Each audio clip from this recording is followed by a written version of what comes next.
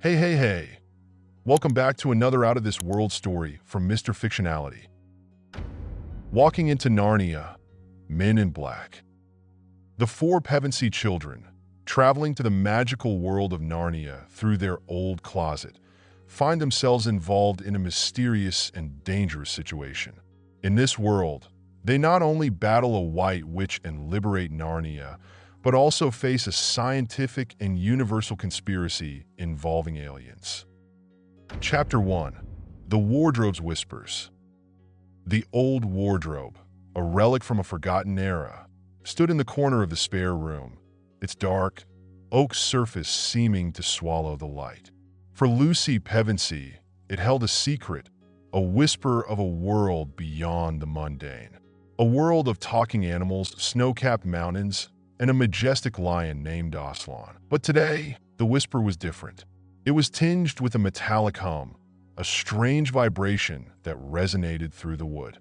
Peter, Edmund, and Susan, initially skeptical of Lucy's claims, found themselves drawn to the wardrobe's unusual energy.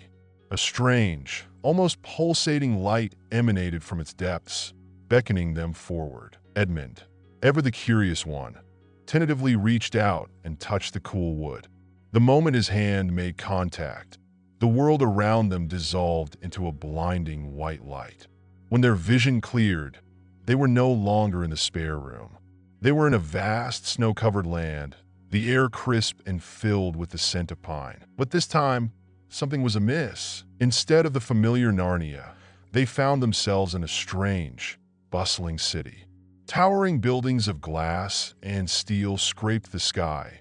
Vehicles zipped through the streets with a deafening roar. The familiar, magical, and ancient Narnia was replaced with a world that felt both exciting and terrifyingly alien. "Where are we?" Susan whispered, her eyes wide with bewilderment. I don't know," Lucy said, her voice trembling slightly.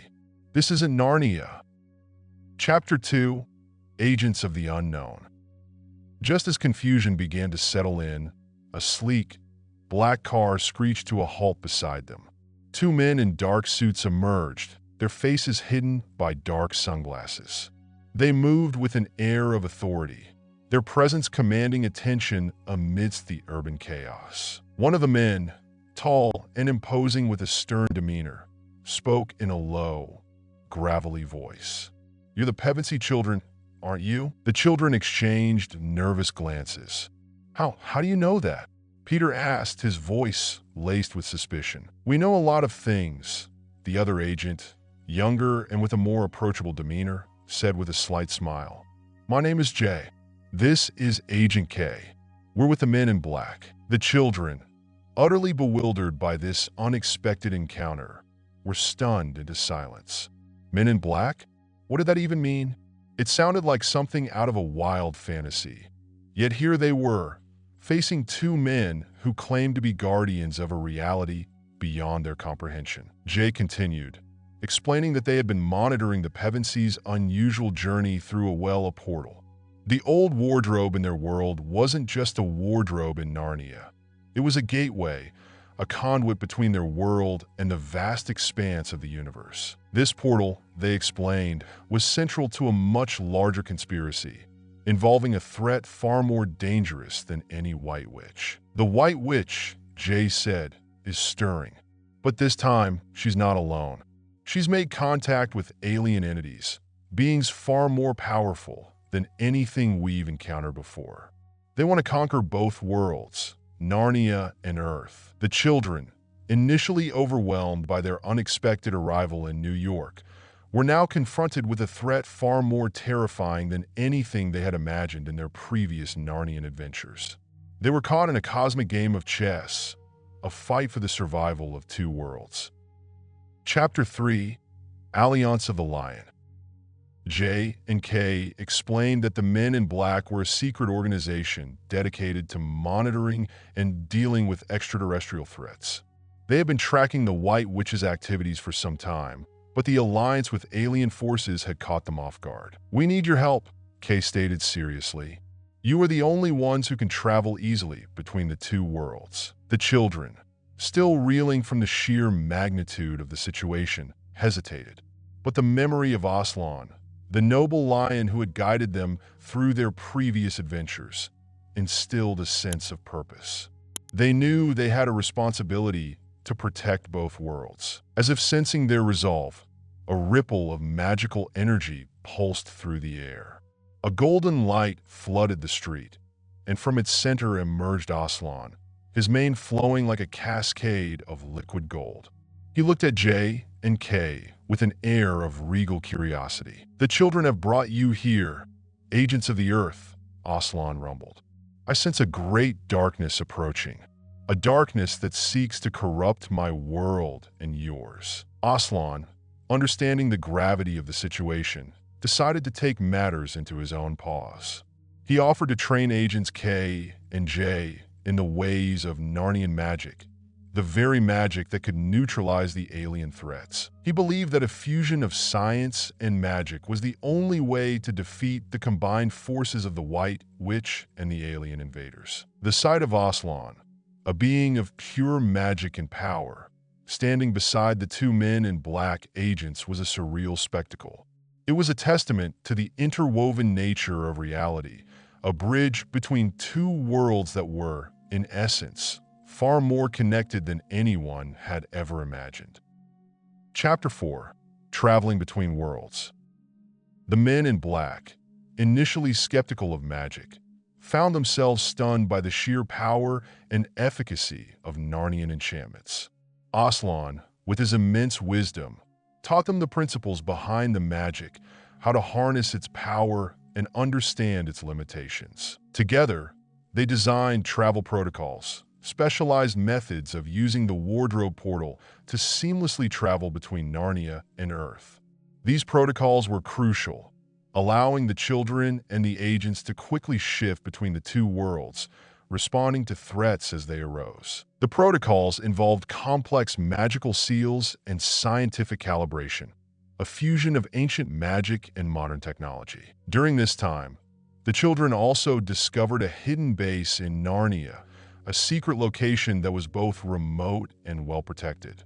It became their central command post, their headquarters for preparing and organizing for the inevitable clash with the White Witch and her alien allies. Here, they established a network of communication and intelligence gathering, preparing for the coming war. Chapter 5. Secret Operations HQ. The base, once a forgotten woodland glade, was transformed into a bustling hub of activity. The children, aided by the agents, began to set up communication systems using both Narnian magic and earthly technology. They scavenged for materials, crafted defenses, and organized troops of Narnian creatures who were willing to fight for their world. Agent K, initially hesitant to rely on magic, started to see its potential. He learned the power of ancient spells, the ability to create protective shields and healing potions, the use of enchanted weapons. The combination of Narnian magic and men in black technology resulted in a potent force that was ready to defend both worlds. Agent J, with his quick wit and adaptability, thrived in the Narnian environment. He became a bridge between the two worlds, translating the nuances of each culture for the other. He charmed the Narnian creatures, teaching them the value of strategy and teamwork, while simultaneously explaining the alien threat to the agents, helping them understand the urgency of the situation. The base became a symbol of hope, a beacon of defiance against the impending darkness. It was a testament to the unexpected alliance between two vastly different worlds, a promise of a united front against a common enemy. Chapter 6. Battle with the Snow Queen. The White Witch, sensing that her plans were being disrupted, launched a surprise attack. Her army, augmented by mutated alien creatures, descended upon the Narnian base with a chilling fury. The once peaceful forest was transformed into a battlefield, a clash of magical and scientific forces. The children and agents stood together, fighting side by side against the encroaching darkness. The air crackled with magical energy. The clash of steel and enchanted weapons filled the air. Peter, With his newfound courage and leadership, commanded the Narnian troops, his voice resonating with strength and determination. Susan, with her remarkable archery skills and strategic mind, provided vital support, directing arrows with pinpoint accuracy towards the enemy's ranks. Edmund, ever resourceful, found himself using both his wit and newly learned magic to outsmart and outmaneuver his opponents. Lucy, however, faced a particular challenge. Her connection to Aslan, her faith in the lion's power, became a crucial part of their defense. She acted as a conduit for Aslan's magical strength, amplifying their defenses and weakening the enemy's powers. The agents, armed with technology enhanced by Narnian magic, countered the alien creature's attacks. K and J fought with exceptional skill, utilizing technology-infused weapons and newly learned magical spells to take down the monstrous forms. Chapter 7. Unusual Allies. During the chaos, an unexpected turn of events changed the course of the battle. A group of alien creatures, disillusioned with the White Witch's tyranny and her plans for universal domination, decided to join forces with the children and agents. They revealed that they were survivors of a fallen civilization, victims of the White Witch's manipulation. These unusual allies, with their advanced technological knowledge and unique abilities, became a formidable force on the battlefield. They provided new strategies, devised countermeasures against the White Witch's magical onslaught, and neutralized many of the alien soldiers, providing much-needed respite to the exhausted Narnian warriors. The children, realizing that even within the ranks of the alien invaders, there was hope for redemption and a chance for a better future, found a profound connection with these unanticipated allies. They realized that the fight against the White, which was not merely a battle between humans and aliens, but a fight for the very soul of both Narnia and Earth. Chapter 8. Magic and Science. The combined forces of Narnian magic and men in black technology began to bear fruit. By studying the nuances of Aslan's magic, the agents started to design devices that could effectively neutralize the White Witch's powers. These devices, a combination of scientific principles and magical enchantments, became crucial in the fight against the White Witch's increasing power. They developed devices that could disrupt her magical spells, create shields to protect against her icy blasts, and even create counterspells that reflected her power back at her. The fusion of two seemingly disparate worlds, brought together by the urgent need to survive, was creating a new and powerful force for good. With each success, the agents' faith in magic grew, and their ability to use it increased. The lines between magic and science began to blur, creating a new paradigm where both were essential for survival and prosperity. Chapter 9. Final Battle. The final battle took place in the heart of Narnia, in the frozen lands near the White Witch's icy castle. The White Witch, now fully empowered by the alien entities, unleashed the full force of her magical abilities. The battle raged on, a magnificent spectacle of light and darkness, magic and technology. The combined forces of Narnian warriors, the men in black agents, and the alien allies fought with unwavering determination. The children, leading the charge, fought with the courage of seasoned veterans, their fear replaced by a powerful resolve. Aslan, seeing the unwavering determination of his allies, intervened with a wave of raw, magical power. He created a protective barrier around the children and the agents, shielding them from the worst of the White Witch's assaults. This allowed the agents to employ their newly developed devices, disrupting the White Witch's spells and weakening her control over the alien creatures. The alien allies fought with a renewed fervor, understanding that their survival depended on the outcome.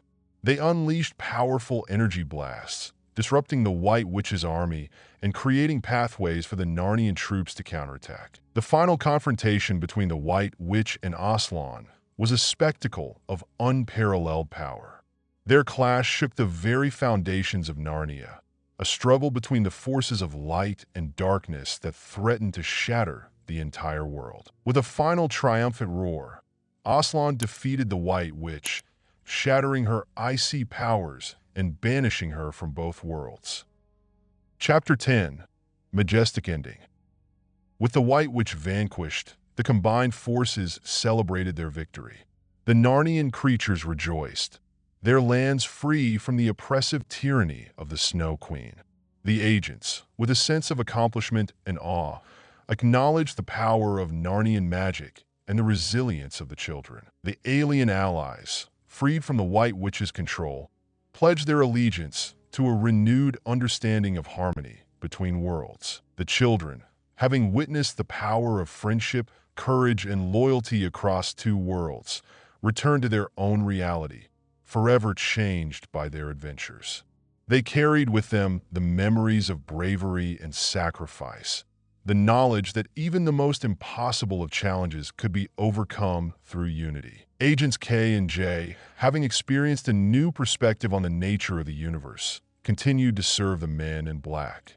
They carried their Narnian experiences with them, always ready to deploy their knowledge of magic and science to protect their world from any future threats. As they continued their surveillance of the diverse array of alien beings remaining, they often found themselves reminiscing about their time in Narnia, the extraordinary bravery of the Pevensie children, and the magnificent lion who had become a beacon of hope and a reminder that even the darkest of nights can be overcome by the brightest of lights. Conclusion. The collaboration of the two worlds, Narnia and Earth, had resulted in a unique and unforgettable experience for all involved.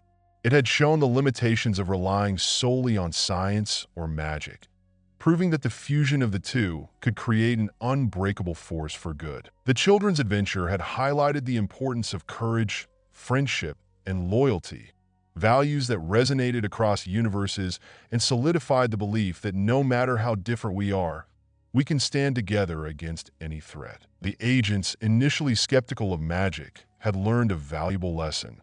They had witnessed the limitless potential of magic and its ability to coexist and strengthen technology. The children, in turn, had encountered the incredible scientific advancements of the men in black and benefited from the strategic knowledge and technological prowess of their newfound allies. This collaboration was a testament to the interconnectedness of all things, a lesson learned through a truly extraordinary adventure. The story of Walking into Narnia, Men in Black, serves as a poignant reminder that the true power lies in unity, the strength of diverse intellects, and the unwavering conviction in the inherent goodness of humanity, even in a universe filled with wondrous and dangerous unknowns. Join us today on Mr. Fictionality. Don't forget to like, subscribe, and hit the notification button so you don't miss our next video. See you soon.